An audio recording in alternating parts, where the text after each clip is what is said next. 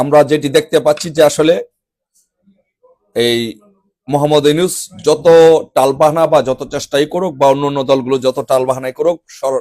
সর্বশেষে আমরা আসলে দেখতে পাচ্ছি যে শেখ হাসিনাই হচ্ছেন বাংলাদেশের প্রধানমন্ত্রী,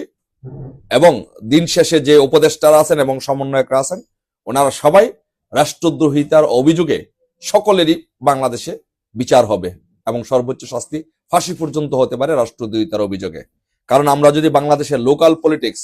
এবং ইন্টারন্যাশনাল পলিটিক্স, দুইটা পলিটিক্স যদি আমরা এখন বিবেচনা করি, তাহলে আমরা দেখতে পাবো যে দিন শেষে কিন্তু শেখ হাসিনা হবেন বাংলাদেশের প্রধানমন্ত্রী, শেখ হাসিনা এই দেশ পরিচালনা করবেন। কারণ আমরা যদি দেখি যে লোকাল বিষয়টা যদি আপনি বিবেচনা করেন, আপনি দেখেন যে বাংলাদেশের জনগণ এই 100 দিনে 3 মাসও কিন্তু যায় নাই, এই অল্প সময়ের মধ্যে 100 দিনের মধ্যে বাংলাদেশের জনগণ